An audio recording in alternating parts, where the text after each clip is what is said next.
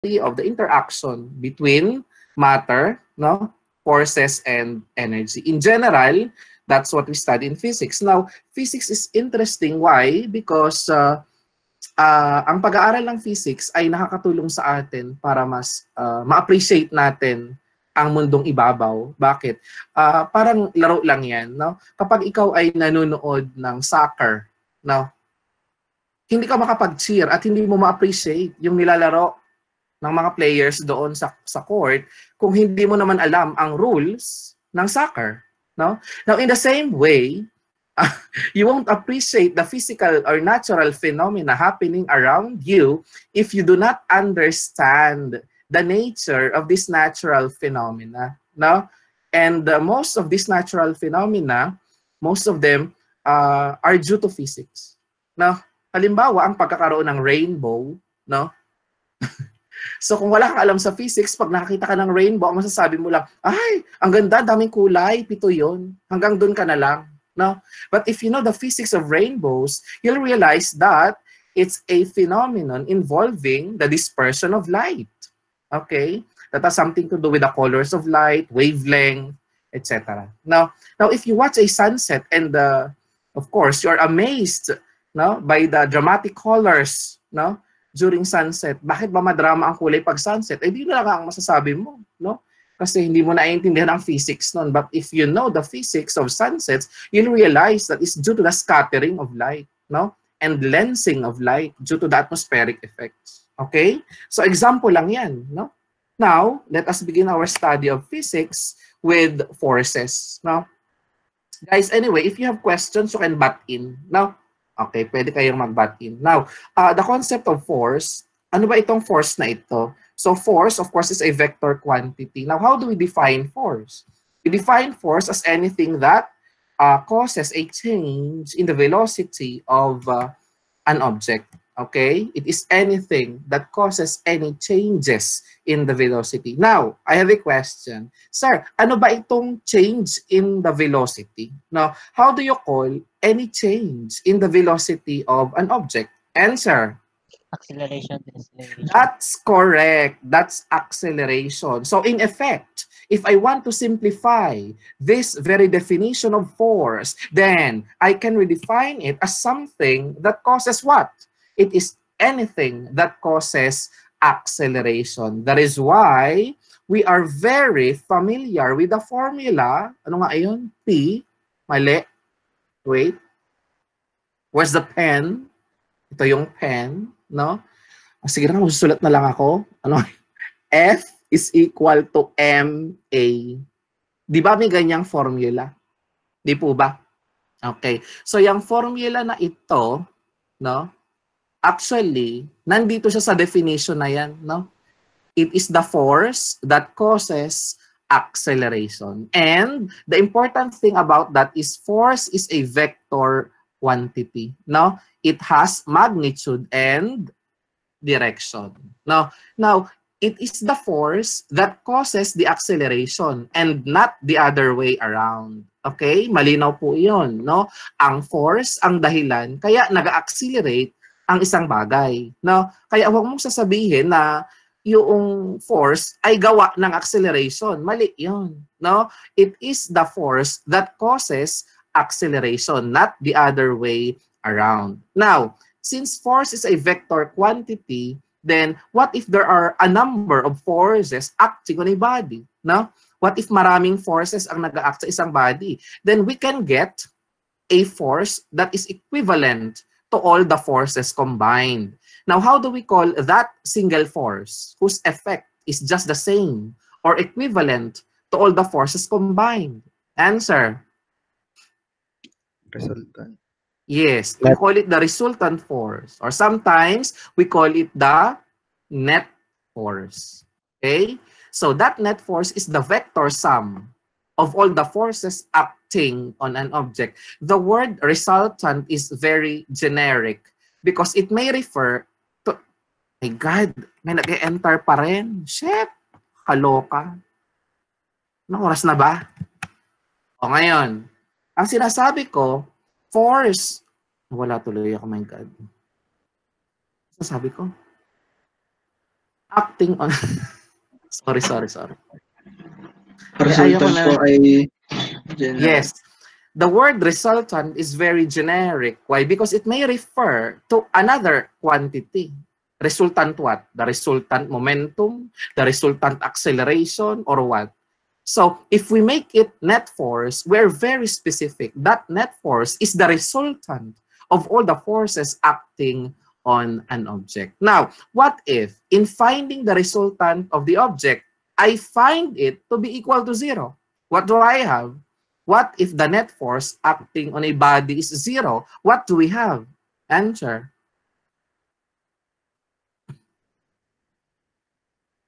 Wala. Anong meron kapag ang net force ay 0? Equilibrium.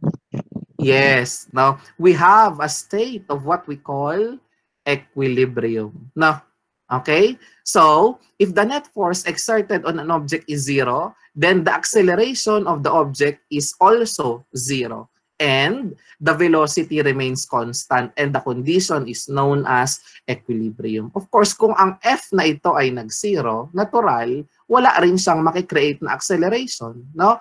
At pag ang acceleration ay 0, natural, ang velocity niya ay constant, hindi nagbabago, at ang tawag ay equilibrium. Ngayon, ano ang halimbawa ng equilibrium condition? Of course, if a body is at rest, no? Namamahinga siya, natural hindi siya gumagalaw. Equilibrium 'yon. Okay?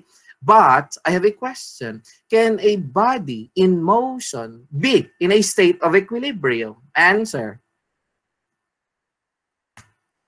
Can a body in motion? Okay, yes. If the answer is yes, then how can a body in motion be in equilibrium? Hindi nagbabago po ang acceleration. Hindi nagbabago ang acceleration. So, constant ang acceleration. Tama po ba? Okay. So, anong specific condition ito nangyayari? Hindi nagbabago. Eh, what if ang acceleration niya ay 0? At hindi nagbabago yon? O, di hindi siya gumagalaw. Di ba? But we are talking about something that is moving.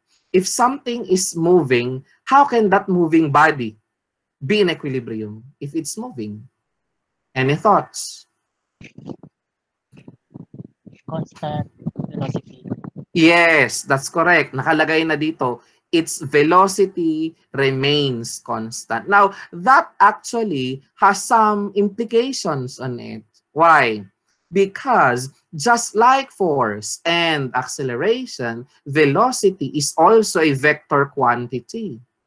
Meaning, if the velocity is constant, then the speed does not change.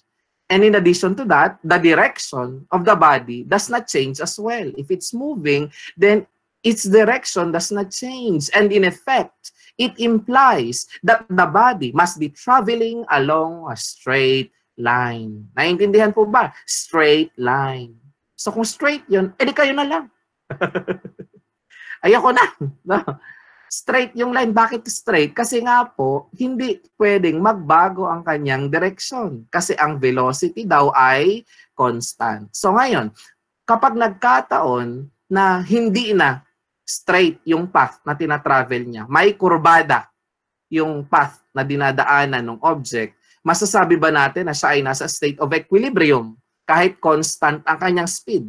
Answer. Hello?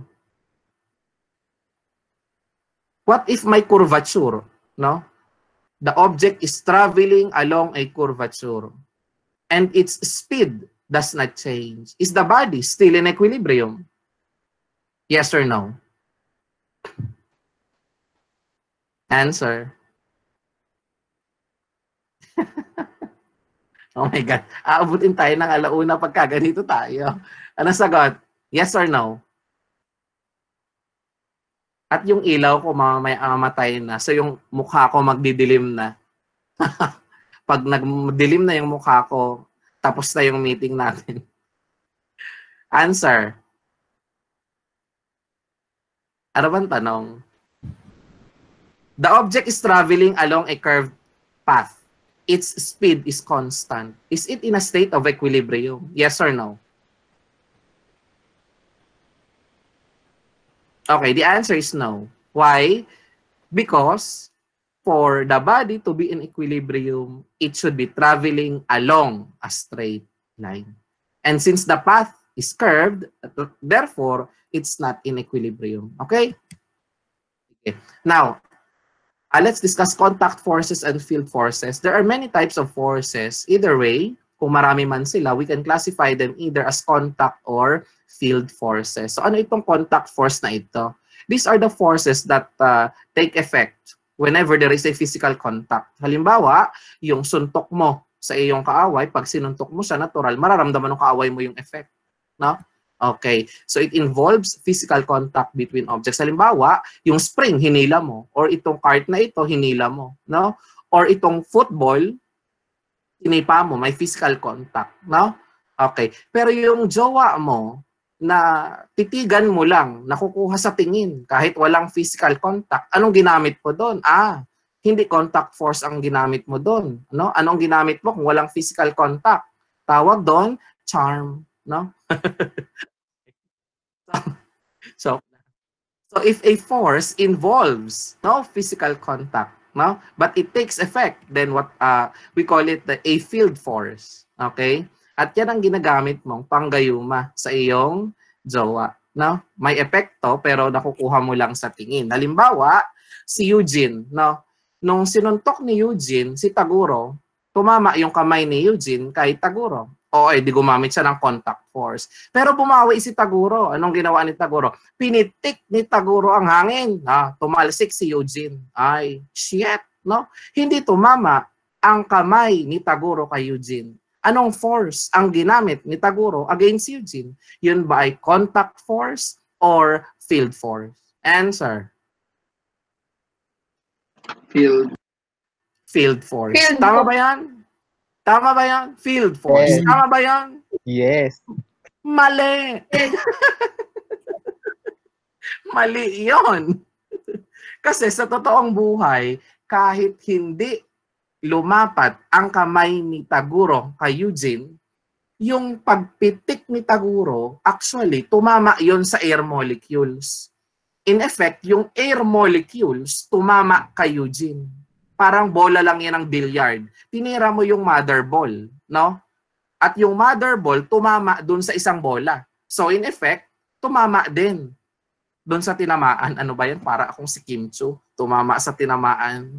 Shit, nakikim Chiu ako. Anyway, contact force pa rin yun, no? Kasi indirectly, tumama through the molecules. So ngayon, ano na ang tunay na halimbawa ng field force? Halimbawa, meron tayong dalawang masses, no? Yung masses. Tama, ito yung masses, no? Halimbawa, ito ang sun at ito ang earth, no? So what is the force between the earth and the sun? Of course, we call it the gravitational force. Okay? Now, for example, we have two charges, no? Of course, there is a force of attraction or repulsion between two charges, and that force is a field force. Now, how about the force between magnets? Of course, we know that these magnets attract or repel depending on the way we connect them, no? Or we put the polarities. Okay, so all of these are field forces. And remember that these forces do not need a physical contact, and they can act even through empty space, no? And as a matter of fact, no, they act through what we call fields. And that is why they are called field forces. Okay? So, ayan. Saan nag-a-act ang gravitational force? Di sa gravitational field, di ba? Saan nag-a-act ang force sa pagitan ng electric charges? Di natural, sa electric field. O, di ba? At saan nag-a-act ang force sa pagitan ng mga magnets? So, alam nyo na ngayon ang sagot. Ang sagot, sa magnetic field. Now, that is why these are called field forces. Okay? Now, there are four fundamental forces in nature. No? And all of them are field forces. What are they? First, we have the may gustong pumasok. My God, I hate drugs. Okay. Electromagnetic force. Okay, electromagnetic. Ano ito? These are forces that involve electric and magnetic fields or associated electric and magnetic fields, no? Pwedeng electric field lang o magnetic field lang or combined electromagnetic effect. Actually, frictional force is just a manifestation of the electromagnetic force. You know what? We cannot really touch anything. Why? Because the moment we touch something, that something is actually being repelled by you. No? Halimbawa, hawakan ko ang kamay ni Martin. Charot. Pag hinawakan ko ang kamay ni Martin, actually yung kamay ni Martin at kamay ko, maraming electrons dyan. Ere-repel ng electron sa kamay niya, yung mga electrons sa kamay ko. So habang naglalapit ang kamay namin, remember, sa Coulomb's law, habang lumalapit ang mga charges, anong nangyayari sa force of attraction or repulsion? Lumalakas. No? So, habang naglalapit sila, lumalakas ang force of repulsion. So, ngayon, zero. Kita ko, magkahawak na yung dalawang mong kamay. Actually, hindi talaga sila naglalapat. Pag tiningnan mo yan sa napakaliit na level, no? Sir, inahawakan ko o ramdam ko. Actually, ang nahawakan mo or nararamdaman mo is yung repulsive force nung gusto mong hawakan. No? Na habang idinidiin mo yan, nagre-repel siya lalo. Hindi mo talaga siya nahawakan. Repulsive force ng electrons ang nararamdaman mo. Okay? So, amazing, isn't it? Anyway, next is the gravitational force. No? And this is the force involved between any two bodies that possess mass. No? Okay. At itong gravitational force na ito, yung effect niya mas pronounced kapag massive yung object. So halimbawa, kapag ang object ay magagaan, halimbawa, yung force sa pagitan namin ni Martin, magkatabi kami, 1 metro ang layo namin, no? So ina-attract niya ako, no? Landi niya pala kasi inaakit niya ako, no? At inaakit ko rin siya kahit hindi niya aminin, no? Bakit? Kasi may mass kami parehas at because may mass kami, nag-aakitan kami by virtue of the gravitational force. No? Okay. Ngayon, hindi niya maramdaman nang inaakit ko siya kasi napakaliit ng gravitational constant. Pag kinompute mo yung force, that's in the order of nanonewtons. Okay? To the -9. Kaya hindi talaga maramdaman yung force sa pagitan mo at saka ng classmate mo. Pero kapag attracted ka sa kanya, no? In a romantic way, of course, hindi na gravitational force yun. Nakakaloka. Okay? Now, aside from the gravitational force, we have the strong force. Ba't siya tinawag na strong? Kasi malakas siya. No? Ala ka namang strong tapos mahina. No? So, kaya siya tinawag na strong force kasi napakalakas niya. And actually, of all the forces in nature, this is the strongest. So, consider the nucleus of an atom. No? So, alam naman natin sa nucleus ay may mga protons at mga neutrons. Kumpul-kumpul ba sila doon? Yes. No? Can you imagine, bakit kumpul-kumpul ang mga protons? Eh, lahat sila positive. Di ba dapat nagre-repel sila? Sang-ayon sa Coulomb's law. Nagre-repel kaya ang mga protons sa nucleus ng isang atom? Answer. Yes. Actually, nagre-repel sila. Eh, bakit sila kumpul-kumpul? Kasi galing ako kagabi sa atom, binisita ko kumpul-kumpul. Hanggang kagabi kumpul-kumpul pa rin sila. Eh bakit ganun? Kung nagre-repel sila, bakit sila dikit-dikit? Because there must be something more that is or something stronger than the repulsive force. Now, and that force that binds the protons together with the neutrons is called the strong force. Sometimes we call it the nuclear force. Ngayon, if you try to break apart the nucleus, that force that binds the protons and the neutrons together is unleashed. And that is the force that we see when an atomic bomb explodes. Okay? Next is the weak force. Weak force has something to do with radioactivity. Now, these two, the strong force and the weak force, are short-range forces.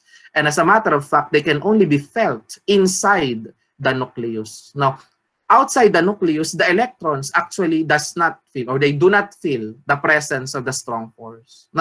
So short range lang ito. Nararamdaman lang sila sa nucleus. Samantalang itong dalawa, they are long range forces. Okay? Now let us discuss Newton's first law of motion. Familiar naman tayo dito. In the absence of any external forces, an object at rest remains at rest and an object in motion continues in motion with a constant velocity. No? So kung constant ang velocity niya, ibig sabihin nun equilibrium at ang net force ay 0. Okay? Sometimes I call this, personally, this is the law of equilibrium. However, no, this is universally known as the law of inertia. No? Why is this called the law of inertia? Ano ba yung inertia? Inertia is the tendency or the ability of an object to resist changes in its velocity. Okay? So, yung inertia mo, no, yun yung tendency mo na pigilan kung ano man yung gustong mangyaring pagbabago sa iyong velocity. Halimbawa, pag ikaw ay itinulak ko, magre-resist ka, no? Hindi ka agad-agad gagalaw, no? Why? Because of your inertia. Okay?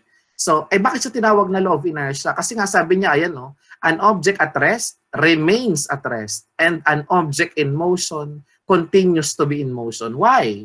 Because it has inertia. It has a tendency, no, to resist changes in its velocity. No?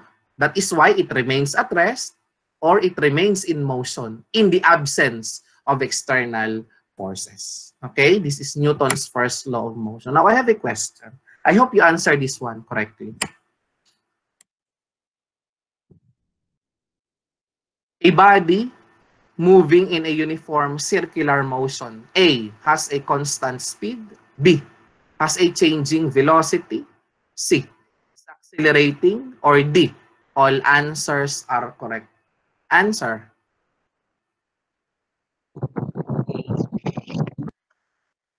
Answer. A. Letter A daw. A po.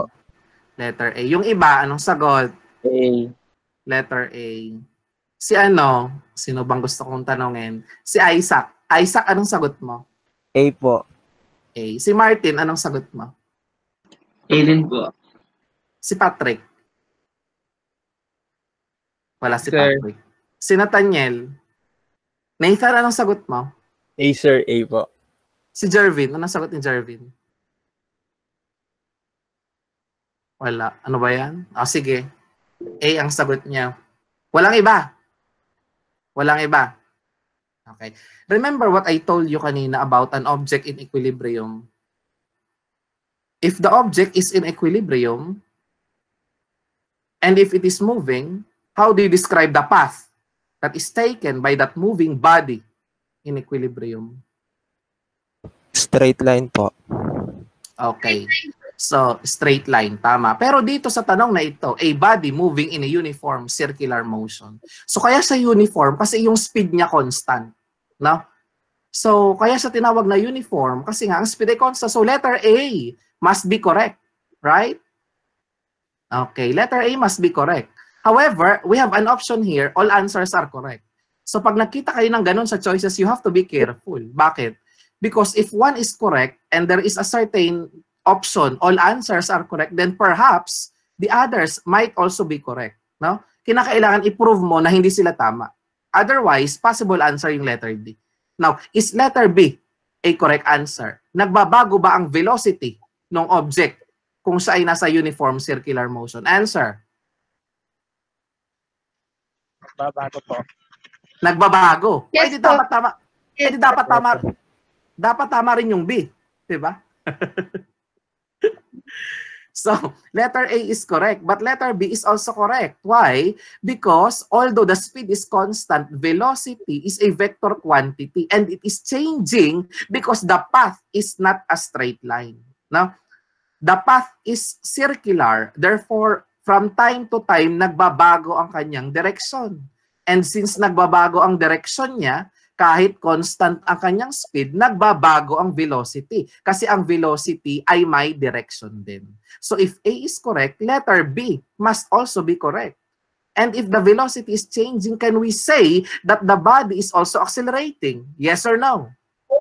Yes. So the answer must be letter B. Okay? So if that is number 1 question sa board exam, mali ka na agad. You have to be very careful when you see all answers are correct or all of the above. Okay? So, sana sa susunod na tanong, tama na kayo. Okay? Bawi kayo ha. Mass. Yan yung sineselebrate ng mga pare online na lang ngayon. No? Dati, may mga parokyano sila. Ayun, wala nang naglilimos sa kanila, kaya lang wala nang mapasweldo sa mga pare. No? Nauubusan na daw sila ng kaperahan. No? Mass. So ano ba yung mass? It's a property. Now, this is the fundamental property in mechanics, mass. It's a property that measures the ability to resist changes. Shit, ano bang tawag dun sa ability to resist changes in velocity? Di ba kanina na-discuss natin, ang tawag dun sa ability na yun ay inertia. Therefore, this mass has something to do with inertia. And actually, it is a measure of inertia.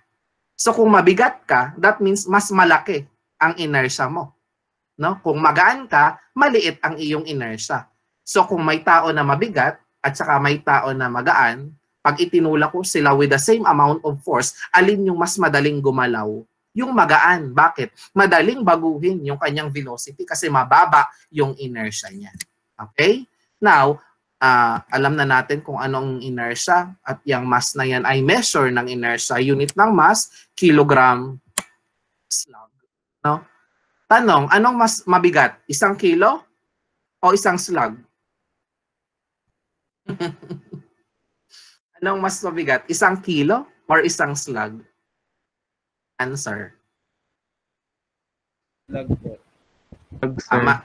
Mas mabigat yung 1 slug. No? Kasi 1 slug, 14.6 kilos. No? So, meron tayong grams, ay pounds. Pound is actually a unit of force, pero minsan ginagamit siya na unit of mass with a subscript M, no? Sa termo. At ito yung boss mo, yung iyong amo. Okay? Now, here are some important conversion factors. Now, 1 kilogram is 2.2 pounds. However, this is just an equivalence. Why? Kilogram is a unit of mass, while pound is a unit of force. So, this is true only on the surface of the Earth. No? 1 kilogram is 2.2 pounds or 9.8 newtons only on the surface of the Earth or close to the surface. Of course, if you are aboard the International Space Station, 1 kilogram is no longer equivalent to 9.8 newtons. Why? Because of course, the acceleration due to gravity, which affects the weight, is different if you are in the International Space Station. But wherever you are in the known universe, 1 slug is always equivalent to 14.6 kilograms. Okay? So ito, madali lang. 1 gram is anong number ito? Di ba ito ay Avogadro's number? So madaling tandaan, 1 gram is equal to Avogadro's number of AMU. Okay? Question. Which of the following statements is false? A. Motion is possible in the absence of forces. B. It's possible to have forces acting on an object in the absence of the object's motion. Letter C. It is possible that a body in motion be in a state of equilibrium or none of the above. False. Ba yung false? Talon. It's false. Alin ang mali? Wala ho. Wala. So, the answer is none of the above. Tama ba yon? Yes po. Sino sumagot? Hindi ko makita. Magtanong tayo. Charot. Sige. Anong sagot doon? Letter ano? Di po. Buti pa si Isaac, D. Okay, tama. The correct answer is letter D. Okay? So, bakit po? Kasi letter A is correct also. Correct statement. Bakit? Kasi even in the absence of forces, anong sabi ng Newton's first law of motion?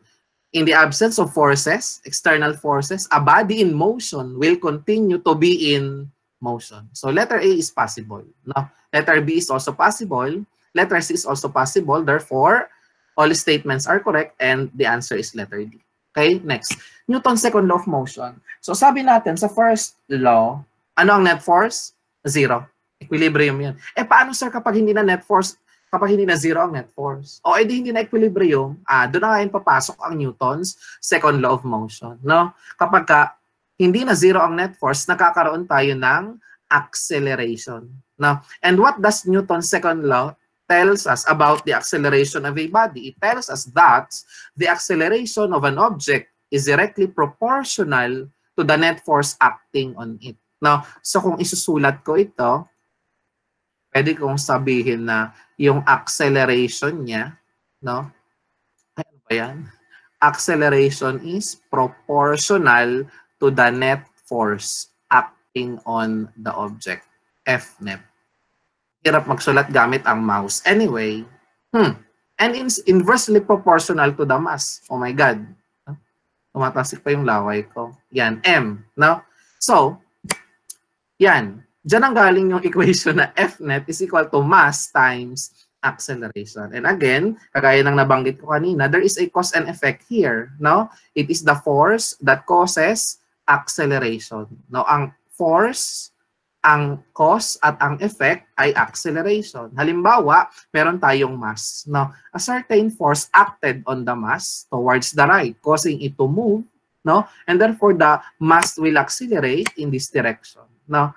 So, of course, if the force is directed to the right, the acceleration is also directed to the right. Why? Because it is the force that causes this acceleration. So, natural, kung ang cause niya ay pakanan, yung effect pakanan din. Diba? Okay. Now, the acceleration is the effect of a net force. Tatandaan po natin yan ha, not the other way around. Tanong, an object experiences no acceleration. No?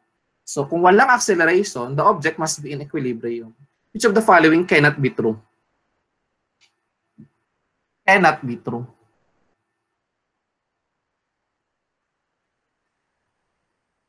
Answer? Okay lang magsalita, hindi ko naman makikita kung sino kayo. A po. Letter A. Letter A. Sige. Cannot be true. Letter A cannot be true. Why? Because if there is a single force acting on the object, now, that single force will create a net force, which will cause acceleration.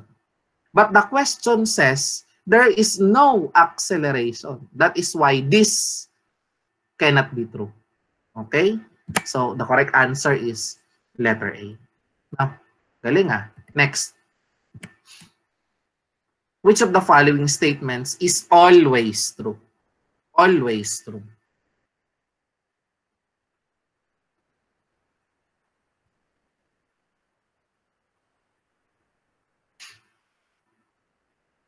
The object moves in the direction of the force.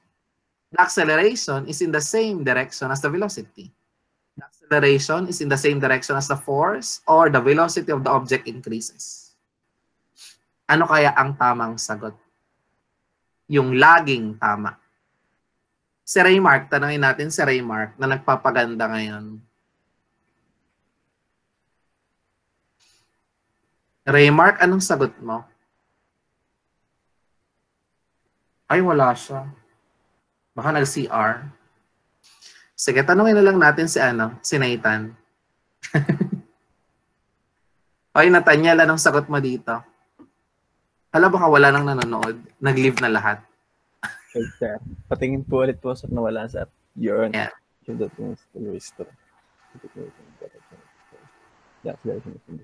Always true.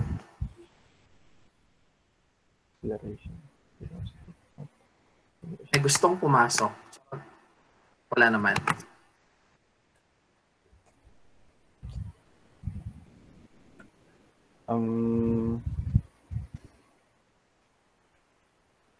Yun bang object laging gumagalaw sa direction ng force na nag-act sa kanya?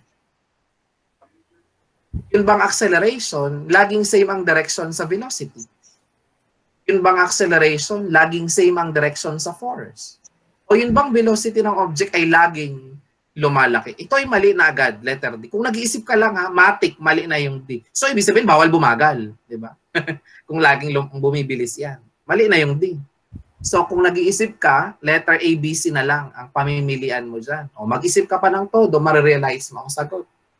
Always true. Si sir. Letter C.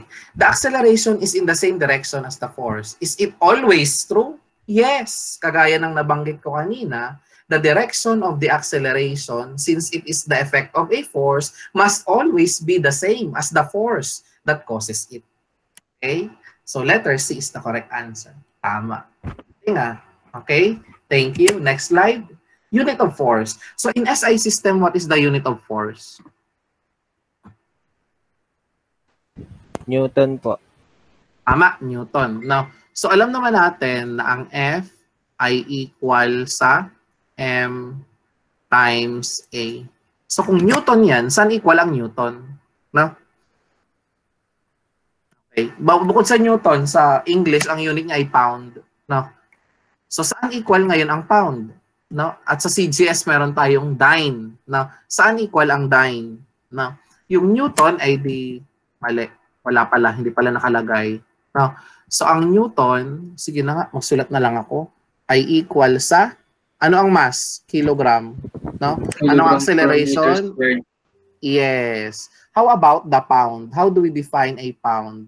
It is equal to slug times feet per second squared. Oh my God. Gulo na pala yun ng screen. Tapos yung dyne, equal siya sa gram centimeter per second squared. So let us define Newton formally. Now, how do we define Newton? It is the force that is required to accelerate a mass of 1 kilogram by how much? By 1 meter per second squared. So likewise, we define 1 pound as the force that is required to accelerate a mass of 1 slug by 1 foot per second squared. Okay? So that's it. Next problem. A 6.6, o kuha ang calculate, kuha ang papel, pwede kayong magsulat. O kung gusto nyo naman, manood na lang kayo.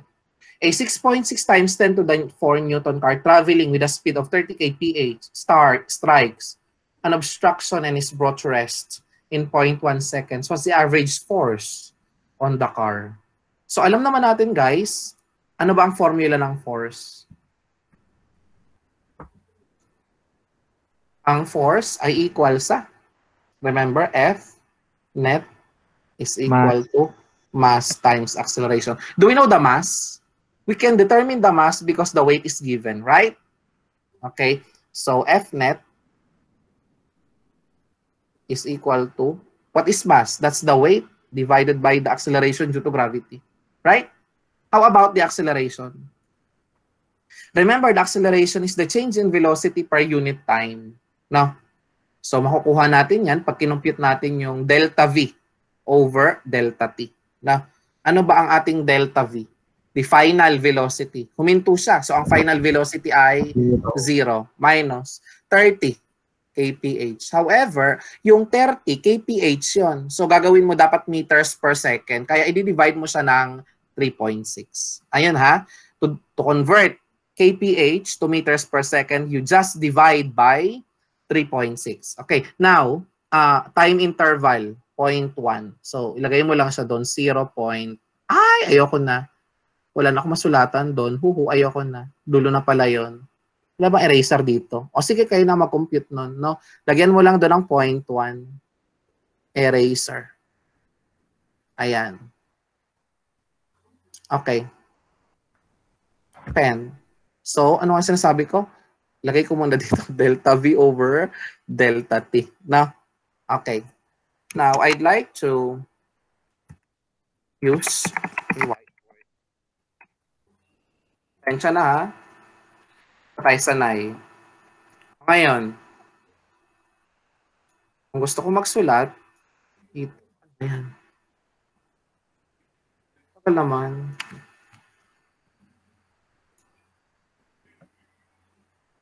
Okay. Ano ba? Wait nyo.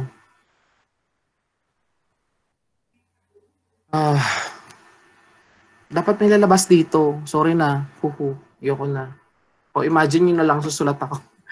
Computing nyo na nga ari kanina. Ano yung weight? 6.6 times 10 to the 4 divided by, kung SI unit, ang J 9.8. Tapos ito, 0 minus 30 over 3.6 times 0.1. Magkano yun? At nalalabas, ayan, 561.22 kilonewtons. Negative dapat. Now, bakit? Kasi natural, against yung force. Kaya nga huminto yung car. Kasi inoppose siya. Of course, but we are interested only sa magnitude ng force. Hindi ko magana yung whiteboard ko.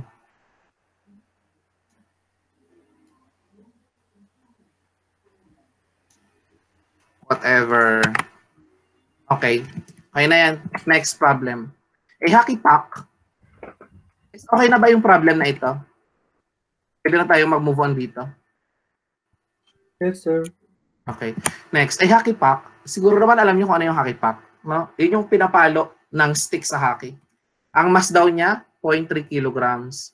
Tapos nag-slide daw siya sa frictionless horizontal surface sa isang ice rink. Dalawa daw hockey stick yung tumama nang sabay dun sa puck. Ano daw ang magnitude at direction ng acceleration ng puck? Shit! Hockey fuck. Yan. So, dalawa yung tumama sa kanya. Ang hinahanap natin, ano daw ang acceleration ng puck na ito?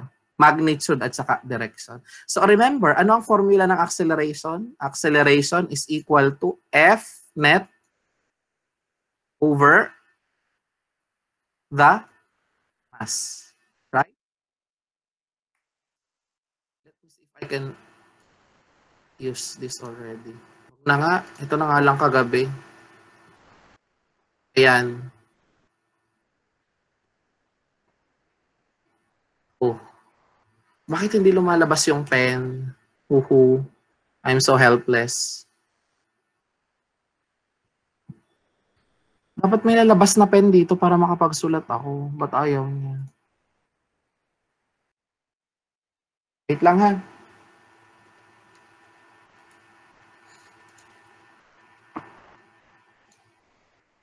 Will.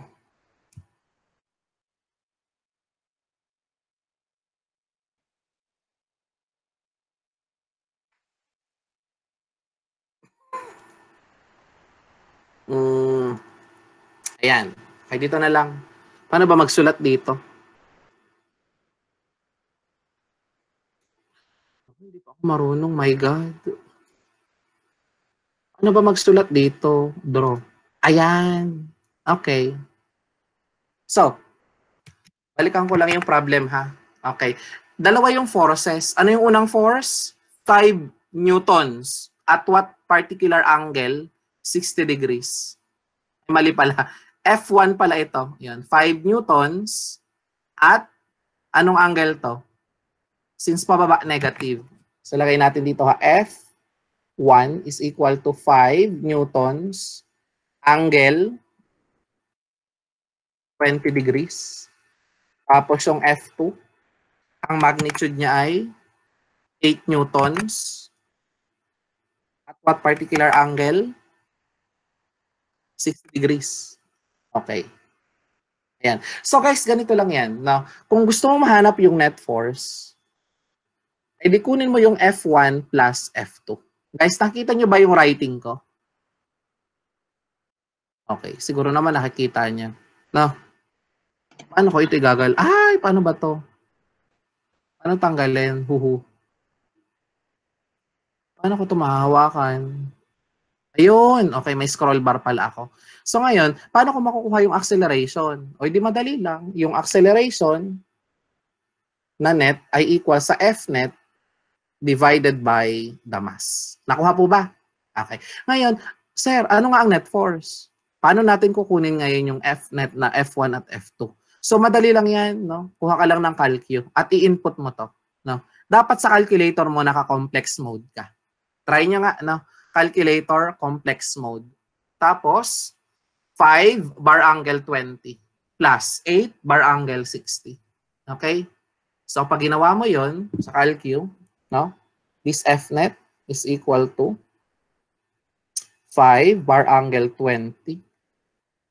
I'm sorry, it should be negative 20 kasi nasa baba siya ng x-axis. No? Plus, ano nga yung isa? 8. No? 8 bar angle 60. Guys, anong sagot sa calcu?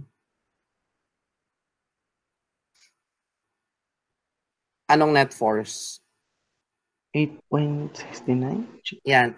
8.69. Anong angle? Gawin niyo ulit polar.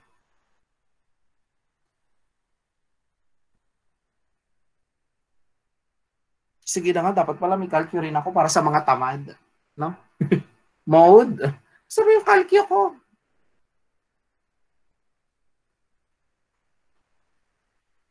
ES. Okay. Complex mode.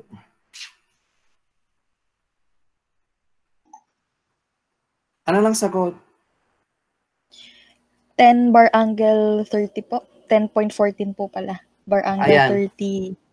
10.14 angle 30.96. Okay, so yan na yung Fnet mo. Divide mo lang yan ng mass. No? Ano yung mass? 0.3. Yun na yung acceleration ng pack. Intindihan po ba? So that's it. Okay, so 10.14 divide mo ng 0.3. Ang makukuha mong sagot ay, ayan, 34. No? At approximately 31. Ito yun. Ito yung 31 degrees na nakuha nating sagot. Tama po ba? Okay. So, yan ang technique, no? Basta kukuha ka ng resultant ng kahit na anong quantity, you can always use the complex mode of your calcu. Kahit pa 5 yung forces na given sa'yo. Basta ang mahalaga, yung iyong reference ay laging positive x-axis. No? Kapag clockwise, positive yung angle. Kagaya nito, positive yung ginamit nating angle. Pero kanina, bakit negative 20 yun? Kasi clockwise tayo. Ayan, no? Negative 20 siya. Bakit po? Kasi nga po, clockwise. Kapag counterclockwise, positive. Kapag clockwise, negative. No? So, yan ang shortcut technique sa pagko-compute ng resultant forces. Okay, next slide. Okay, problem. An object having a mass m is in an elevator moving at a certain acceleration a. Ano daw ang apparent weight? Di ba ganito yan? Pag ikaw nasa elevator at umangat yung elevator, the moment na umangat yan, feeling mo parang bibigat yung pakiramdam mo. No? And then kapag ka naman from being stationary, bumaba, no? Feeling mo bigla kang gagaan. Why is that? That is due to the effect of acceleration. Nag-accelerate ka eh. No? So ngayon, ano ang iyong apparent weight nung umangat yung elevator at ano ang iyong apparent weight nung bumaba yung elevator? No? So guys, hindi ko na ito isosolve. Ha? Ibibigay ko na agad ang shortcut. No? So kapag pataas, dapat lalaki ang iyong apparent weight. Mag-a-add yung g at yung acceleration mo. So yung acceleration due to gravity, no? Mag-a-add doon sa acceleration ng elevator. Kaya ang apparent weight mo di m times g plus a. What if pababa yung elevator mo? Magsusubtract yung dalawa. Magiging g minus a ito. No? So magiging m times g minus a. So, yan yung shortcut. Ha? Actually, nade-derive yan.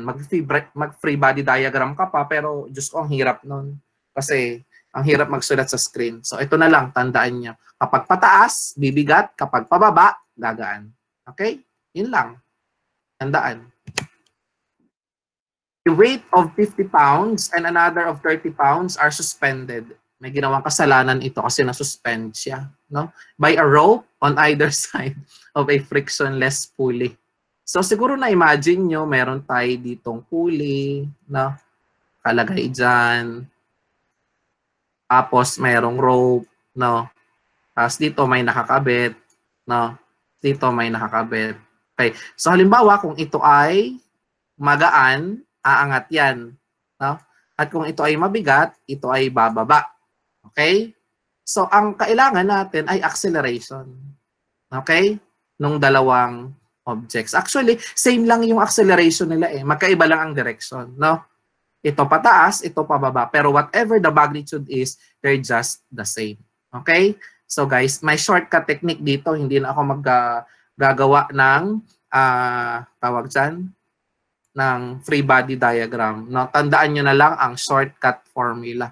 Shit, ano nga ang shortcut formula? Ito, mabigat minus magaan, mass 2, minus mass 1 over mass 1 plus mass 2 multiplied by G. Okay? So guys, try nyo ha. Although ang given sa atin ay weight, no? Magka-cancel din naman yun kasi may weight din sa ilalim. Halimbawa, kinuha mo yung mass na W over G. Lahat ng terms dyan, meron ding G, magka-cancel lang din yun. Kaya ang gawin mo na lang, rekta mo na lang yan, 50 minus 30 over 30 plus 50 times G. But we are in pounds. So your G must be 32.2 or approximately 32. Will you please solve for that? No? Sige na nga, ako na nakakahiya.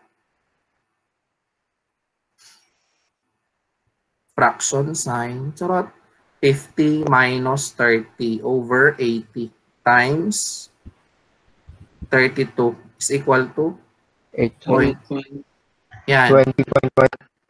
Yan. Anong sagot? 7.07.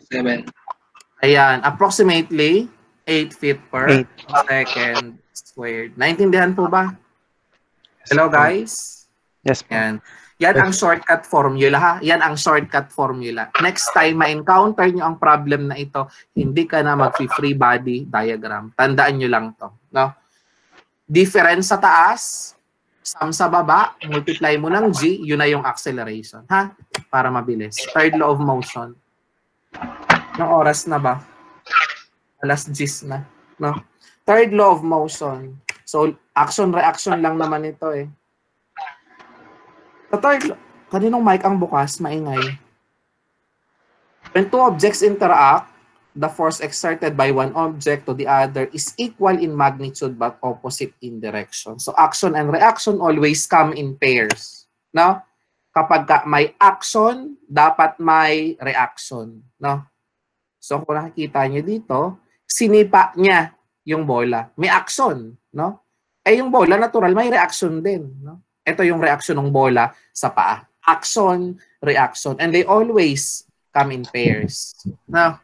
Pairing yan. However, these two forces, the action and the reaction forces, always act on two different bodies. Hindi pwede na sinampal ng mukha mo ang mukha mo. Hindi pwede yun. No? Or sinampal ng kamay mo yung kamay mo. Halimbawa, may kamay. Saan mag-a-act yung kamay? Sa mukha. No? At yung mukha, mag-a-act sa kamay mo. So actually, kapag sinampal ka ng isang tao, huwag ka nang bumawi. Bakit? Nung sinampal ng kamay niya ang mukha mo, yung mukha mo nag-react, no? Bumawi na yung mukha mo sa kamay niya. Kaya hindi mo na kailangang gumanti. Sang-ayon sa physics. Okay? So, yun yung sabi ng physics. Kaya pag ako, ginaganon, hindi ako bumabawi. Physics na yung gumanti sa kanila. Okay? Action, reaction. And therefore, you should always remember that they act in two different bodies. Now, they act in two different objects. Hindi pwede na sinipa nung paa, yung paa. Sarili niya yon, di ba? Okay. So, ayun lang. Charot lang. Tanong, which of the following is the reaction force to the gravitational force acting on your body as you sit in your desk chair? Reaction force. No? Ano daw ang reaction sa gravitational force? So, the question implies that the action force is the gravitational force. No? Yun ang nag-a-act. Saan? Acting on your body as you sit now on your chair. No? So, the gravitational force is acting on your body as you sit. What is the reaction to that? Remember that action-reaction forces always act in opposite directions. No? So remember that the gravitational force is always directed downwards. No? So if the gravitational force is directed downwards, then the reaction force must be upward. Kung naisip mo yon, edi ikaw na, magaling ka. No? Ito yung action force. Definitely, the reaction force should be upward. Alin kaya ang tamang sagot? Letter?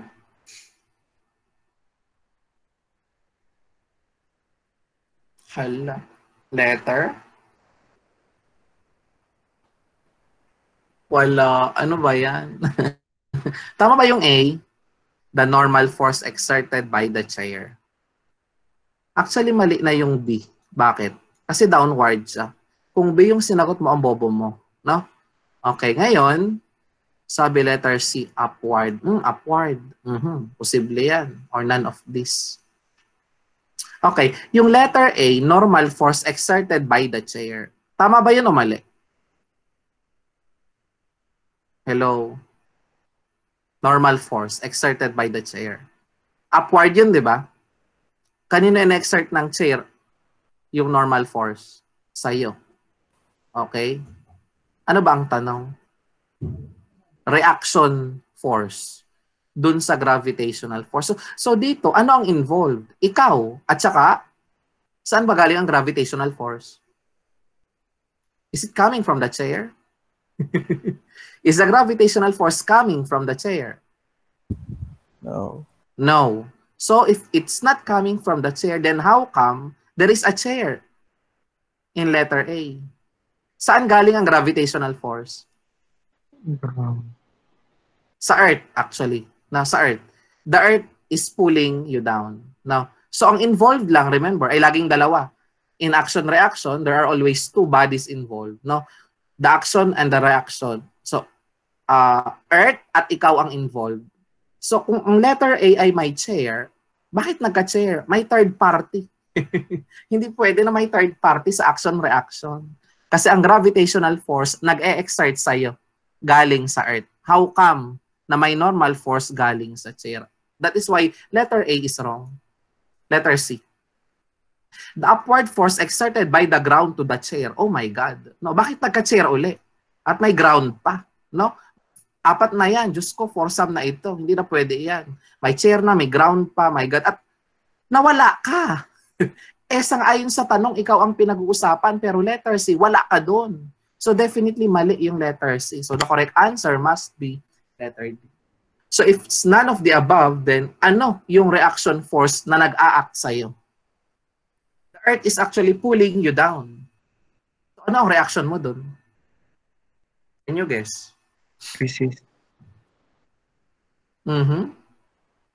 Diba? Hinihila ka ng gravitational force pababa. Ang gravitational force galing sa Earth. So dapat may reaction ka doon sang-ayon sa third law of motion. Anong reaction mo sa gravitational force na nag-a-act sa'yo galing sa Earth? Hinihila ka ng Earth pababa. Wait, sir, kung hinihila ako ng Earth pababa, edi dapat hinihila ko ang Earth pataas. Oh my God, ang lakas ko. Shit. Tama ba yun? Kung hinihila ka ng gravitational force pababa, hinihila mo ba ang Earth pataas? Yes or no? Actually, the answer is yes. Bakit? Kasi ganito yan eh. Nung hinila ka ng Earth pababa, lumubog ka ba? Hindi. O, di ba? Hindi ka naman lumubog. So, nung hinila mo ang Earth pataas, umangat ba ang Earth? Hindi rin. Quits lang. No? Yun yung sinasabi na action-reaction. No? And that action-reaction is actually through the gravitational force. Now, the Earth is pulling you down, and in the same way, you are pulling the Earth up by virtue of the gravitational force. Now, mukhang pagod na tayong lahat. Gusto nyo bang mag-break tayo? Bago natin ito ituloy.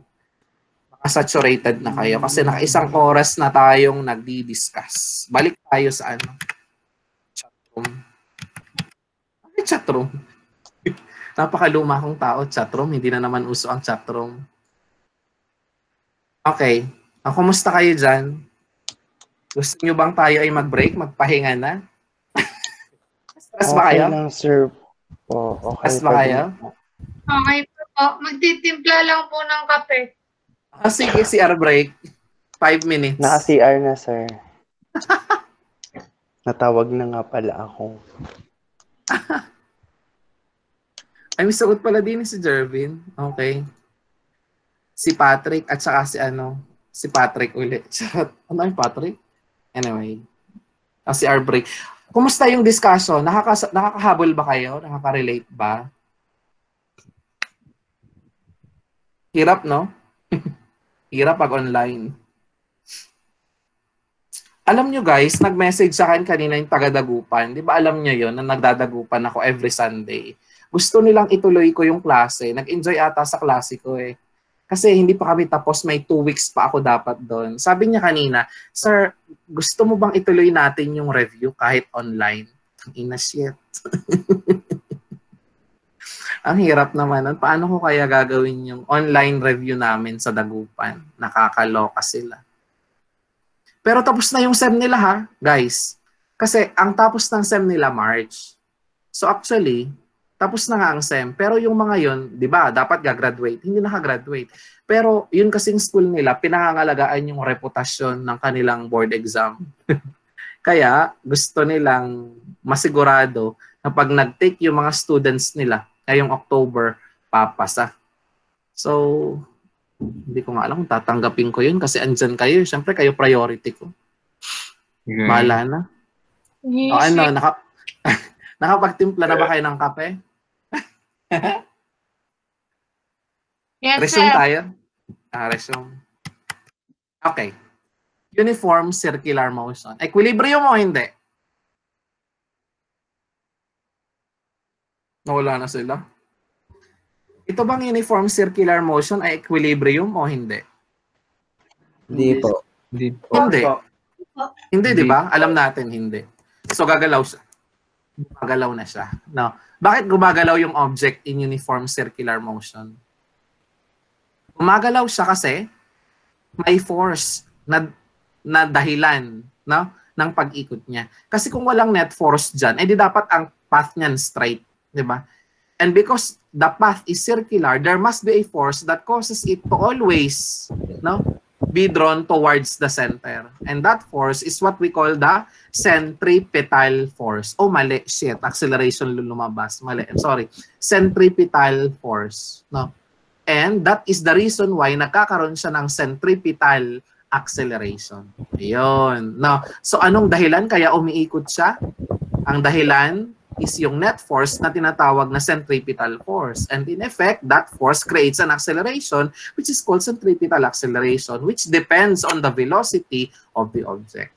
Kaya ang formula ng centripetal acceleration, V squared over R. Ito yung speed ng object. So kung uniform yan, constant yung speed. Now, ito siya. Centripetal force is mass times this. So mv squared over R. mv squared over r. And the period of revolution, of course, is the total distance traveled, which is the circumference of the circle, 2 pi r.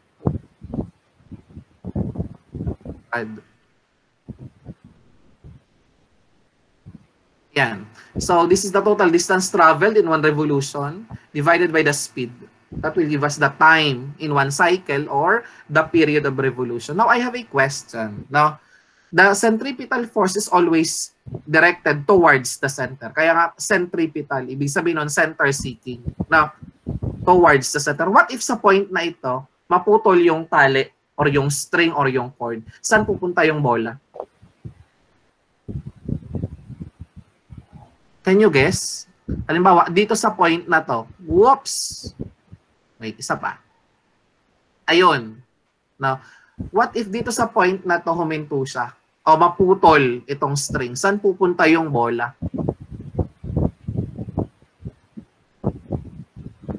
Dito ba siya pupunta? Sa ground? Tatalsik siya doon. Ayun. Sir, sa gitna kasi centripetal, no? O baka letter D, dito siya pupunta. Saan? D. A, B, C, or D? D, sir. Okay. Pag naputol siya dito, let us see kung saan siya pupunta. Okay. Ayun, doon siya pumunta. Sa tingin niyo, bakit dito siya pumunta? Bakit hindi doon? Bakit hindi pababa? Or bakit hindi away? Diba? Kung nakasakay ka sa Amores or Caterpillar sa peryahan tuwing piyesta, no? Di ba mabilis ang ikot nun? Tumatalsik ka. Right? Na-feel niya yan? Tapos igaganon pa yung braso mo doon sa gilid. Tapos after that, mapula-pula yung kilikili mo kasi nabuo na yung dugo, naipit na. Nangyari sa akin yun ng bata pa ako. Anyway, tumatalsik tayo, di ba? Pero yung pagtalsik natin, hindi palabas dito. No, it's not like that. No, tumatalsik tayo towards this direction. Why? Because the moment na maputol yung tali dito, mawawala na ng effect ang centripetal force. At dahil wala na siyang effect, hindi na siya kukurba. No? pupunta na siya kung saan siya nakaturo doon sa position na yon. But at this point, no, the object wants to go here. Why? Because of its inertia. Nung ang bola ay nandito sa point na ito, no, ang tendency niya pumunta dito. Pero dahil may tali, no, hindi siya makakapunta doon. Dito siya pupunta sa kurbada. Kung may tali, that is because of the centripetal force na humihila sa kanya paloob, no? Kaya kung hinihila sa paloob, from time to time, nagbabago ang direction niya dito. Pero naputol yung tali sa point na yan. So saan siya pupunta? Doon. Tumatalsik ka palabas in this direction, tangential to the circular path, not normal to it. Okay? So ganyan po yung nafe-feel natin sa caterpillar, and that is because of inertia. No? That's because of inertia. Next. So we have a string, kalahating metro ang haba. Ginagamit daw natin ito para i-whirl yung 1 kilong stone sa isang vertical circle at a uniform velocity of 5 meters per second. Ano daw ang tension doon sa string when the stone is at the bottom? Madali lang yan eh. Halimbawa, ito yung bilog, no? Okay, ito yung gitna, ito yung bato, no? Now, ang sabi, umiikot yung bato, umiikot siya. Ba't nagkaroon doon? Anyway, nung nasa ilalim na daw yung stone, ano daw ang tension doon sa string? Eh di madali lang, gawa ka ng FBD, no? No? Nung nasa baba siya, ano nag-aak sa kanya? Eh di natural yung weight niya, mg. Ano pa? Eh di yung tension dun sa tali. Okay? Tapos gawa ka na ng equation. Of course, this is not in equilibrium, kaya dapat gagamitan mo ng Newton second law yan. F net is equal to mass times acceleration. No? So ngayon, ano yung forces na nag-act sa kanya? Upward positive, tension, minus mg. Diba? Is equal to ma. And since centripetal yan, so mv squared over r. Ayun, so makukompute mo na ngayon yung tension. So the tension is now equal to mg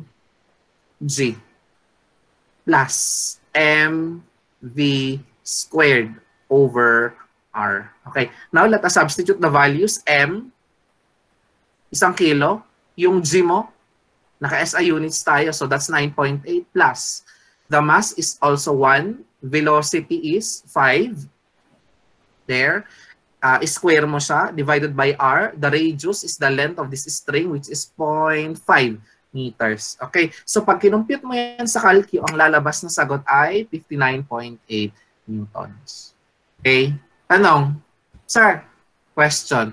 What if the stone is on top of the circular path? Eh di madali lang, magma-minus to. No?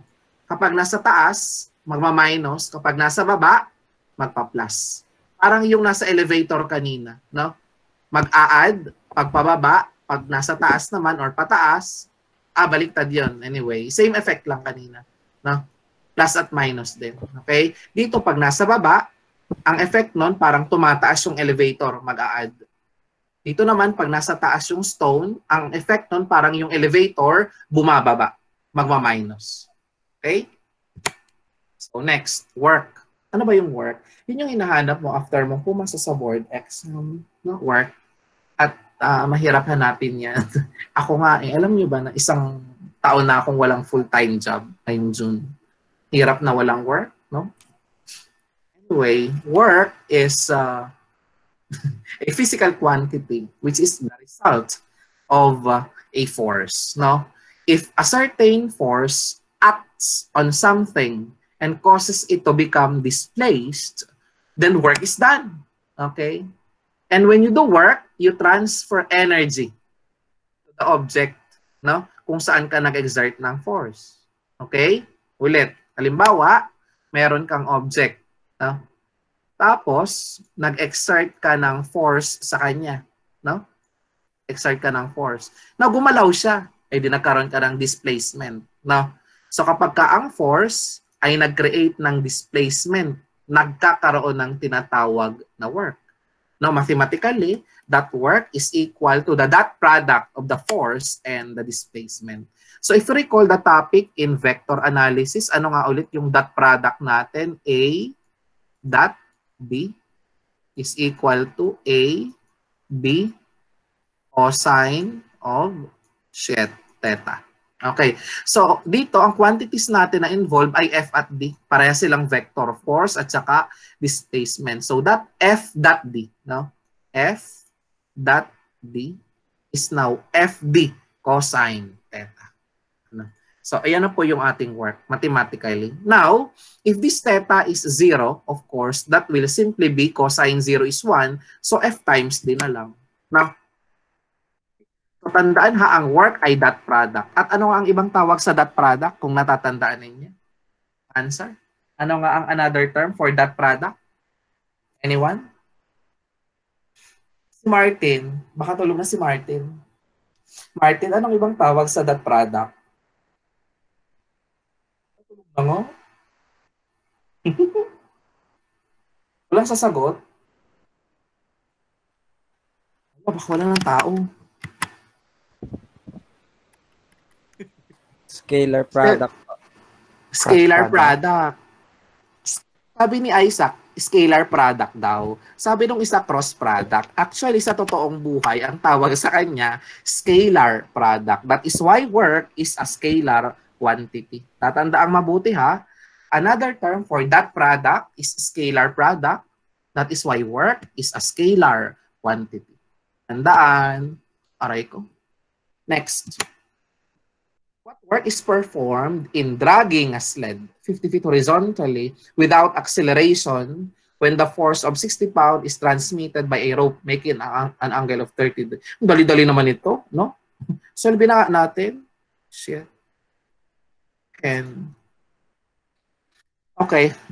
Huwag tayong gumamit ng red na pen. Gusto ko dilaw para malandi. Okay. Ano sabi? Work. Work is equal to FD cosine theta. Ano ang force? 60 pounds. Ano ang displacement? 50 feet. No? And then cosine of theta, 30. O, ikalki mo lang yan. No? 60 times 50, that's 3,000. What is cosine of 30 degrees? That's the square root of 3 over 2. No? Okay. So, ang makukuha mong sagot, 2598 foot-pounds. So, ganun lang po siya kadali. No? FD cosine theta. Okay? Work done by the spring. So the work done by the spring, of course, if you actually stretch a spring, like this, no? Ayan. Nag-stretch ka ng spring, ito yung applied force. Yung spring magre-react. Di ba sabi ng third law of motion, for every action, there is an equal but opposite reaction. So this Fs is what we call the spring force. Now, and according to Hooke's law, that spring force is proportional to the displacement x. Now, so kung malaki yung displacement dito, then malaki rin yung spring force. Okay?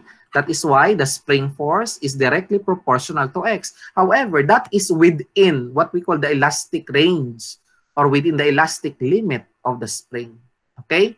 Considering hindi niya pa nare-reach yung elastic limit. So ngayon, sir, ano itong negative sign na ito? The negative sign here only indicates that this Fs is in the opposite direction as the displacement. So if you look at this diagram, so the object has been displaced towards the right. But this force is acting towards the left. And so it's in the opposite direction as indicated by the negative sign. Now, how about the constant K? This is what we call the spring force or the spring constant rather. No? The spring constant which measures the stiffness of the spring. Hindi stiff neck, ha? Aray ko. Hindi stiff neck. Stiffness. Okay? Ano ba yung stiffness? Kung matigas ba yung spring o malambot, no? Kapag maliit yung K, malambot yung spring. Kapag malaki yung K, matigas yung spring mo. Okay? Ang unit niya, newtons per meter. Okay? So ngayon, ano na ang work done? Madali lang mag-integrate ka dyan. No? Di ba tinuro ko na sa inyo sa calculus? How do we get the work done by means of integration? No? The work can be obtained by, no? The integral f dot, shit, wala na, no? Work is equal to the integral of f dot dl, no? F dot dl. Okay. Or f dot dx kung gusto mo x from x1 to x2. No? So pag in-integrate mo yan, yan yung 1/2 kx squared na makukuha mo. No? So doon po galing yung work done by the spring. 1/2 k yung spring constant at yung x ay displacement. Now, there is something important about x that I need to tell you. Okay? That x is the displacement that is always measured from equilibrium position. Tatandaan po ha, lagi yung measured from the equilibrium position. Okay? So, let us solve this problem. A force of 50 newtons stretches a spring 40 centimeters from its undisturbed position. How much work must be done to stretch the spring by an additional 40? Okay, so ang ibig sabihin nito, kapag ang F mo daw ay 50 newtons, magkano yung X mo? F is equal to Kx. No? So, dahil may F at may X, makukompute natin yung K. Right? So, that K is 50 divided by naka-cm. So, gawin mo meters, 0.4. Paki-compute nga nito. 50 divided by 0.4 is 250 ba o 25? 50 divided by, yan. 125. Now, this is 125 newtons per meter. Next, ang sunod, ano nga ang formula ng work done by the spring? 1/2 k x squared. Right? Ano ang x natin? Hello guys? Ano ang x? 40. Tama po ba? Okay. 40. O sige, ganito yon. Kapag ang ginamit mo ay 40, yun yung work done from 0 up to 40. Na, tanong, yun ba yung hinahanap sa problem? Hindi po. 80 po. Hindi. Kasi ang sabi niya, by an additional 40. By an additional, lagyan natin, additional 40. So ngayon, ano na ang x na gagamitin ko? Answer. 80 po. 80. Tama po ba yan? Tama ba yan? Mali. Mali pa rin. Bakit? Sir, wala nang tama. Lahat na lang mali. Ganito kasi yan. Kapag ang ginamit mo ay 80, that is the work done from the initial hanggang sa 80. Yun ba ang itinatanong? Hindi. Ang sabi, how much work must be done to stretch the spring by an additional? So halimbawa, ito yung simula. No? And then maya-maya pa ito na yung 40. And then maya-maya pa, hinila mo ulit 40. Actually, ang itinatanong, yung work dito from here to there. Kapag ang ginamit mo 40, that is the work done from here to there. Pag ang ginamit mo 80, that is the work done from here to there. Pero ang itinatanong, mula dito lang hanggang doon. So anong gagawin mo? E di kunin mo yung work mula simula hanggang 80. Minusan mo ng work mula simula hanggang 40. Naintindihan po? Para makuha mo yung work mula 40 hanggang 80. Okay? So, magiging 1/2 k times x2 squared minus x1 squared. So, substitute na lang natin. 1/2 times 125 times the quantity. Ano yung x2 ko? 80. cm. So, dapat 0.8. 0.8 squared minus 0.4 squared. Now, so ang makukuha nating sagot ay 30 newtons. Okay? So that's it. Madali lang yung problem na yan. Next is energy. Oras na po ba? Baka gusto niyang matulog. Sinong hindi na kaya? 1.5 hours pa lang tayo. Sa review, mga 8 oras to. Kaya pa ba, guys? Kaya pa? Mukhang hindi na sila sumasagot. Pwede bang makita ko muna ang inyong mga mukha? Change layout. Ayan.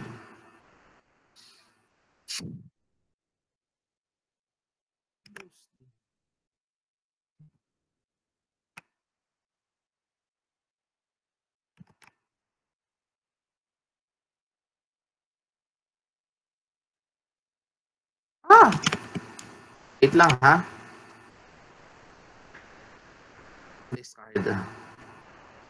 Ayusin ko lang ang aking resolution at ako'y nahihirapan ha. Tama naman. Ah, gets ko na. PowerPoint ko. Slideshow. Gets ko na. Ito yun.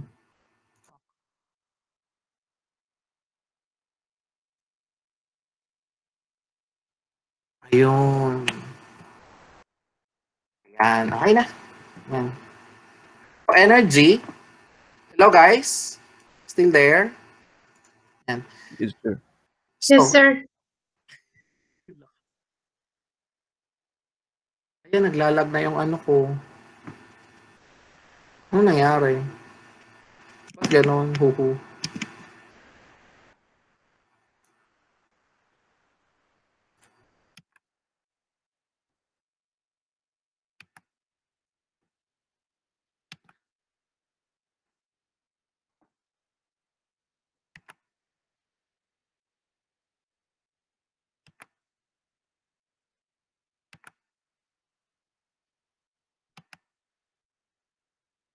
Okay, so ayan, balik na natin din eh. Saan gumagana? Ayan, gumagana na siya ulit. Ayan, okay. So energy is the capacity to do work. No? So pag wala kang energy, ayaw mo magtrabaho. Sabi mo, ay, wala akong energy ngayon, ayaw ko mag-work. Ayaw ko mag-work sa kompre. Charot. Pero kapag ka marami kang energy, sasabihin mo, energetic ako ngayon, no? So, kumbaga, motivated ako na mag-work. So, saan ba nanggagaling yung kakayahan mo na makapagtrabaho or mag-produce ng work? That comes actually from your energy. Kaya kung wala kang enerhiya, talagang hindi ka makakapag-work, no? Physically, that is true, no? And energy, just like work, is a scalar quantity, no? And it has the same unit as work. Now, what is the unit of work and energy? Answer, what is the unit of work and energy? Joule. Ano daw? Joel. Tama, joule. Actually, hindi joule. It's pronounced as joule. Yeah. So 1 joule of work is equal to 1 Newton of force that creates a displacement of 1 meter. Okay? So let me define joule as the amount of energy transferred when a force of 1 Newton creates a 1 meter displacement. Now, in English units, the unit of work is, of course, foot-pounds, no? Pounds at saka foot. Okay, and in CGS, we have what we call ergs. Yan, ergs. Now, let us have some conversion factors here, no? 1 joule is 10 to the 7 ergs.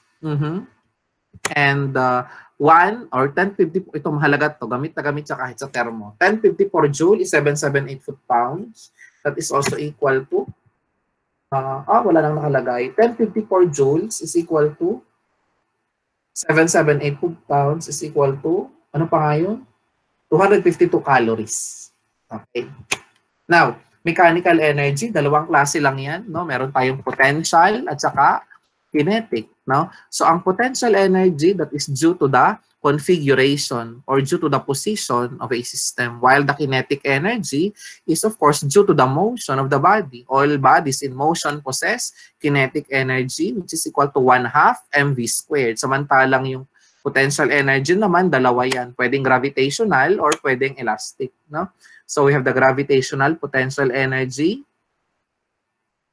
here, and we have the elastic potential energy. So here we have the formula mgh, and here we have the formula 1/2 a x squared. Ayan. So kung napansin ninyo, ito yung formula rin sa pag-compute ng work done by the spring. Bakit? Kasi po yan eh. Kapag in-stretch mo yung spring, no, mag-i-store siya ngayon ng potential energy habang hawak-hawak mo siya. The moment you release the spring, actually that potential energy is being converted into work. Okay? Ayun. O kaya, the moment na in-stretch mo siya, ginagawan mo siya ng work. No? At yung work na ginawa mo sa kanya, habang hawak mo lang siya, ini-store niya as elastic potential energy. That is why the amount of energy is equal to the amount of work done. No? And of course, this is equal to 1/2 mv squared. Okay? So that's it. Alam na natin yan, 1/2 mv squared. Potential energy, kinetic, ano ba yan? Elastic at saka potential. So alam na natin yan. Problem na tayo. No? Ay, ang ganda ng problem na to. The potential energy of an object is given by this function. Actually, this is a previous board exam question. Yung daw U dito ay in joule. No? So ang potential energy niya, U of X, is expressed in joules, which is in and X is in meters. Ano daw ang force acting on the object? Shit! No? Anong formula ang maiisip nyo dito? Ang given ay potential energy, ang hinahanap ay force. Anyone? Anong formula ang ginagamit? Ang hinahanap dito ay force. Ang given, potential energy, U of X. Anong relationship ng potential energy? Ano ba yan? Hirap. At saka ng force. Tanungin natin si Paulo Ilustre. Charot. Paulo, anong relationship ng force at saka ng potential energy? Tulog na siya. Okay, sino na lang ang nakakaalam ng relationship ng dalawa?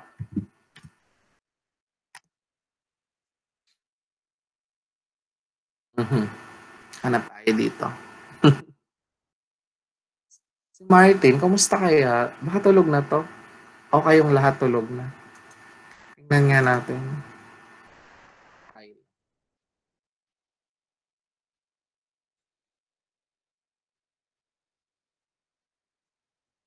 Tingin nga, kung buhay pa sila.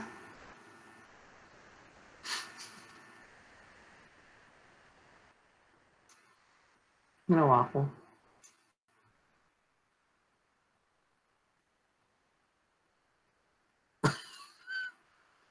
Alam, mukhang suko na yung mga bata. Wala na sumasagot. Oh no. Paano ba mag-pause ng recording? Hala, okay lang ba kayo? Parang hindi na. Antok na sila. Tingin nga, pwede naman nating i-stop na. Saka na lang uli. Kung antok na kayo.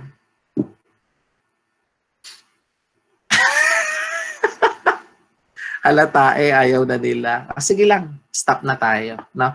Check ko lang ha kung saan tayo natapos. Natapos tayo sa problem about potential energy. Okay?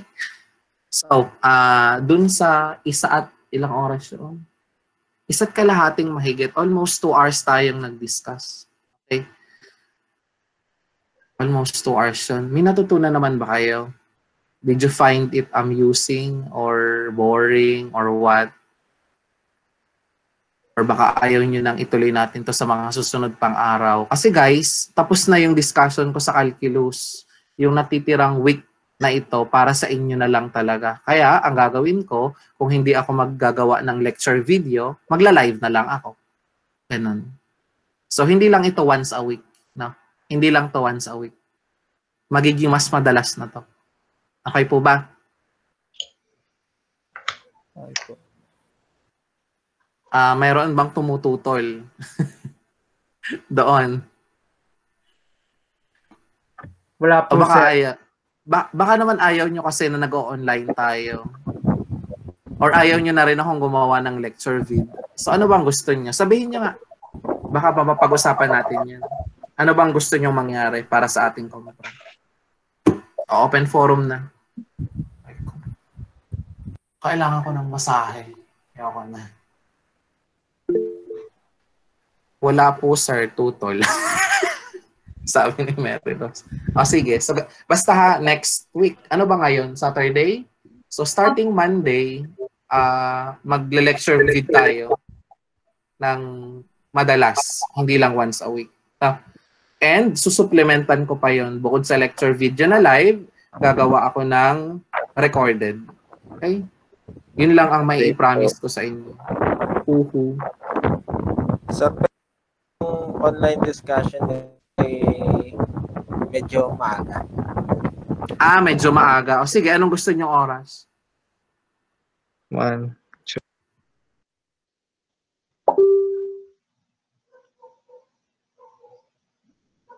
Medyo maaga. So, pahapon, ganun. Start tayo siguro mga alauna ng hapon. Pwede ba ang lahat ng alauna ng hapon? Siguro naman. Hello?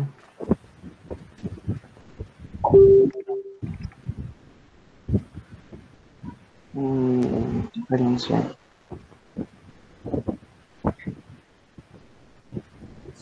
Okay na ba yun? 1 p.m. Okay po. Ayan. Okay po, sir. Okay po. Yehey. O, sige. So, ganito. Pag-isipan nyo na kung anong gusto nyong topic, ha?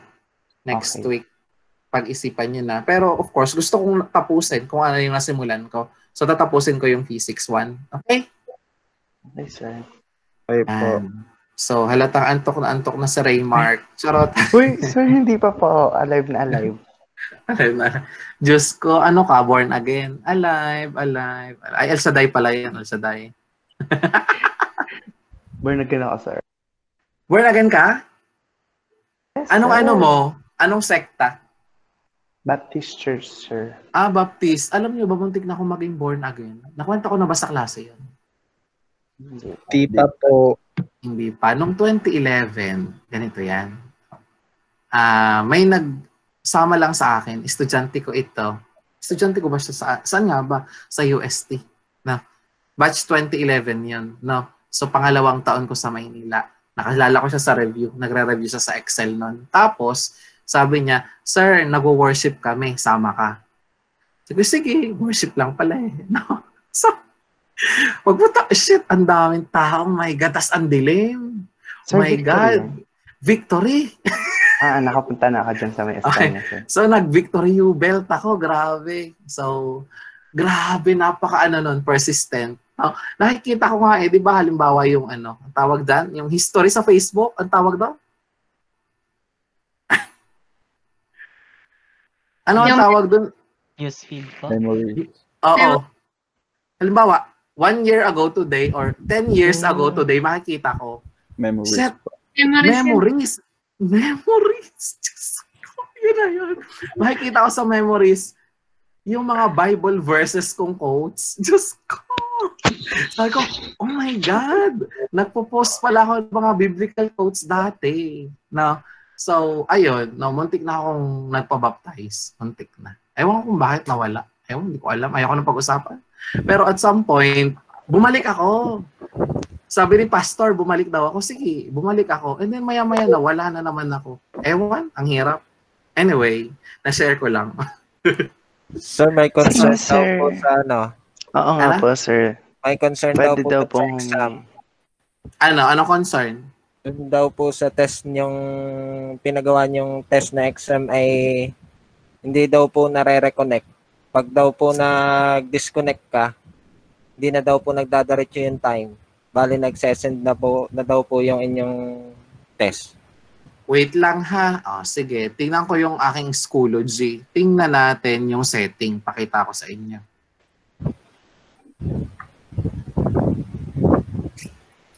Courses. Whew! Oh my God! Testing. Nakita nyo tuloy yung ano ko. Ay, hindi pa pala ako nagsishare ng screen. Hindi pa po. Share ko ha. Sir, tapos daw po dun sa may hinaang net, yung daw po, copy daw po ng recorded for ng Oo. tonight's discussion. Kaya ko naman i-record yun para dun. Alam ka namang i-record ko tapos hindi ko ibigay sa inyo. Nakakaloka ka. Nasa chat box po. Oo, nakita ko na. So, etong testing na ito, anong nangyayari sa inyo? Ang testing niya? Ay, Pag sak. daw po na DCA hindi na nagtutuloy yung exam, hindi na pwedeng Bakit? diretso. Pwede, resumable yan. Ayan, no? Tingnan mo. Sabi lang po ni Nakalagay siya. Jobert. Jobert, Pasok. Resumable? Yes. Ayan, no? Resumable siya. Baka lang kasi sumobra ka sa time. Kaya ayun. 10 minutes lang kasi yun. Kasi nga 1 to 20 lang. Or ilang items ba yun? Ayun. sir, Baka, ang alam ko po kasi dyan sa ganong exam, pag Oh. po hindi nyo na i-log out, diretso po yung time nyo. yes. Pag ganito, po kayo. tama, ganito yan. Halimbawa, kasi nga nagpa-exam ako sa calculus nung isang araw, kaya alam ko. Pag halimbawa, ikaw ay na-disconnect, no? Yung time mo, dire-diretso yon. Actually, yung ginawa kong exam sa kanila is hindi siya multiple choice, no? Fill in the blanks, kasi problem solving yun eh. So, ang ginawa ko, isang load lang lahat ng tanong, no? So, kailangan mo lang mag-connect para mag-load yung web page. Pag lahat ng content ng web page nakapag-load na, actually, pwede ka na mag-disconnect. No? Pero dire-diretso yung time mo, no? Habang ikaw ay nagsasagot. Ganun siya. So you don't have to refresh. And then after that, pag tapos ka na, make sure connected ka na sa internet ulit. No? Pag clinic mo yung submit, kailangan connected ka na sa net. Yun lang. Yun lang naman yun. So kahit na ma-disconnect ka, okay lang. For as long as nag-load na lahat ng tanong. Ganun siya. Okay, so you don't have to refresh your page from time to time. And that's what I will be doing for you sa inyong exam. Hindi nyo kailangang i-refresh yun ng i-refresh. Hintayin nyo lang na mag-load lahat ng 100 na tanong. Okay? Tapos, syempre, click ka lang doon ng click. Pag ikaw kasi namimili ng sagot or ng letter doon, hindi mo kailangan na na nagre-refresh. Kailangan lang, pag isinabit mo siya, connected ka online. Now, kasi pag hindi, madi-disconnect ka talaga. Now, ganito, pag na-disconnect ka, halimbawa, sir, what if biglang nag-automatic na shit, hindi ko sinasadya, nag-close yung tab or yung browser ko, anong gagawin ko? I-resume mo lang. Pwede mo siyang i-resume. Resumable ang exam. Huwag ka magpapanik. No? Balikan mo lang yung exam and then magtutuloy-tuloy lang yan. Okay po ba? Okay po. Okay. So ano pa? So yung exam pwede yung i-take mula umaga hanggang gabi, no? Starting 9 a.m. up to 9 p.m. Pero may time limit 'yon, ha? May time limit. Pero mahaba yung window na pwede mo siyang i-take. Okay? But of course, it has a time limit. 2 hours for electronics and EST and 3 hours for math and JS. Okay? Ayun. Anything else? Meron sir nagtanong sa chat box. Hindi pa po sir ubos ang time. Ano sabi? Sir, about po dun sa mga walang stable na internet connection na di daw po maka-access sa Schoology, paano daw po kaya makaka-exam?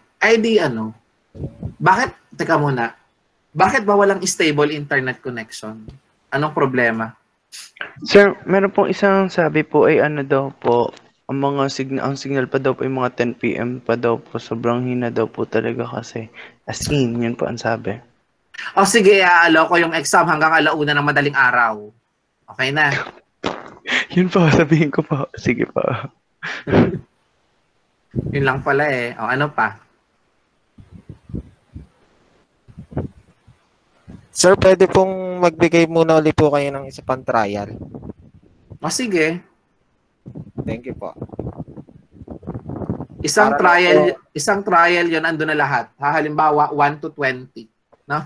Sige Okay po, lang para ba? po testing lang namin kung paano yung Okay. Thank you po. You'll have it next week. Okay. What else? Okay, sir. Thank you.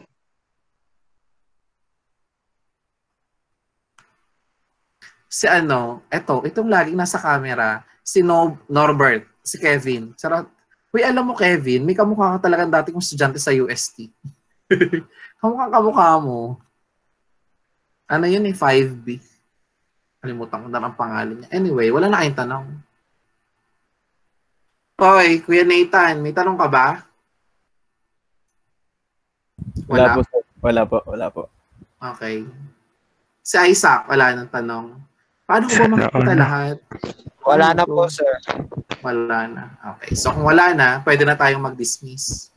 Si Janelle. Janelle, may tanong ka ba? Wala naman na po, sir.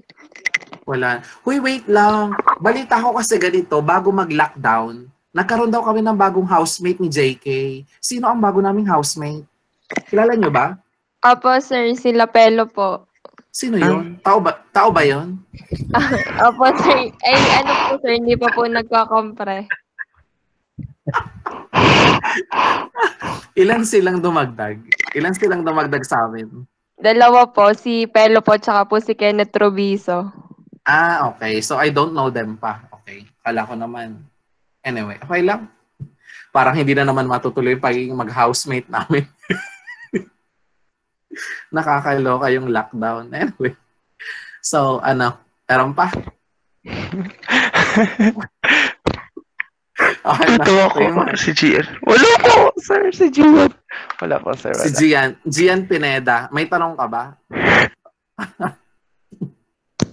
Sir, OA lang po yung si Raymond.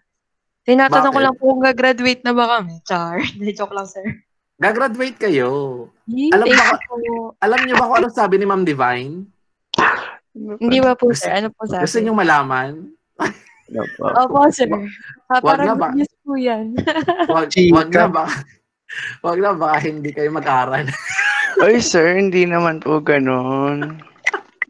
Spill. Ito ang sabi ni Ma'am Divine. Sabi niya, Utoy, mali pa dapat ining.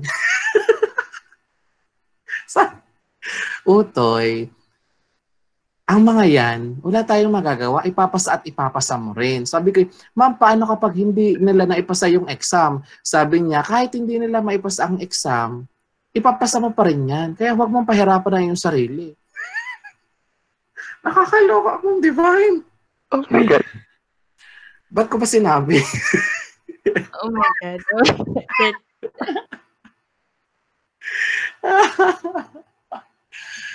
Yun ay sa kompre. Hindi ko lang alam sa thesis. Sir, Oh no. Oh no. May na-hurt. Oops! Oops. Sino nagsalita? Sino nagsalita? Si Isaac po. Isaac, hindi ka ba nakakapag-defense? Tapos na po. Eh, tapos na pala eh. So, flying colors ka na. Sure na ang pag-graduate mo. Consider compre passed already. Ah! Sana all, Isaac. Kaya Isaac lagi yan. Mag-aaral ng comms. Totoo ba? Very good, very good. Si Isaac pa lang ang sure na papasa. Tanungin niyo po, Yung- sir, sa comms. Ah, Tanungin, ano? testing, kung nag-aaral niya. Hanggang... Sige. Anong gusto mong topic? Sige nga, anong formula ng SWR? Ano, sir? SWR, anong definition niya? Saan ka umabot? Sa puso ko? One lang ng Miller.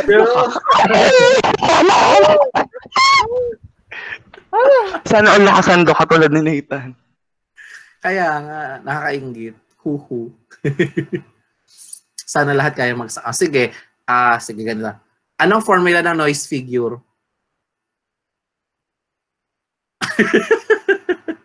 Ayan, magandang discussion. Ano ang formula ng noise figure?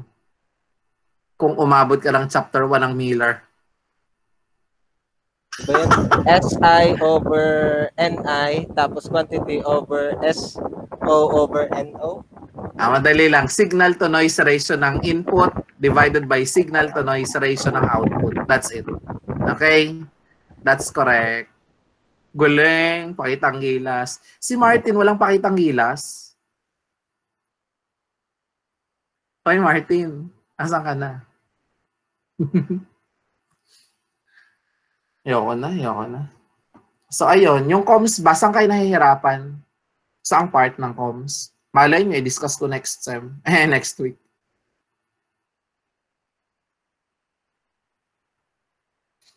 Yun po sa mga Ayun. noise, sir. Sa mga noise. Sa noise. O sige. Next week, magdi-discuss ako ng first part ng comms, which is Introduction to Communication Systems and Noise Analysis with DB Calculations. Magaling na ba kayo mag-compute ng DB-DB? DB-DBM, ganyan? So kung hindi pa, next week, tuturuan ko kayo niyan. Okay? Ayan. Yes, sir. Hanggang dito na lang muna. Ayoko na, masakit na yung likod ko. Magpapaalam na ako sa inyo. Okay? Thank you so much for your time. Thank you po, sir. Sir, salamat Good night. Sir, salamat po. Salamat, Good night sir. po. Bye-bye. Thank you po. Salamat din sa Good night inyo. po. Good night. Good night. Thank you, sir. Thank you, sir. Thank you, sir. Thank you po, sir. Good night po. Thank you po, sir. Salamat, Ted. Bye-bye, Good night. Nathan. Chika lang. Night po. Night po, sir. Salamat. Bye-bye. Bye-bye.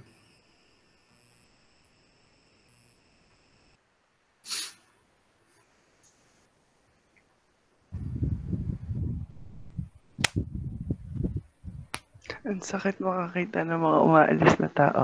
Charot! Charot. Apaka-arte Nandiyan pa pala si Sir. Chika lang. Ganun talaga. Masanay ka na may umaalis. Normal yan. Idadating naman na bago.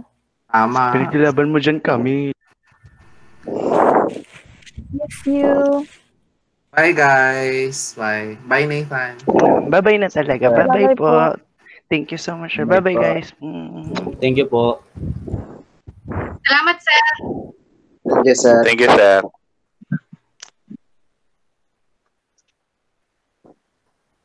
Hi, Nathan. Hello. Naka-record pa tayo mga to. Bye. Bye. Naka-record pa.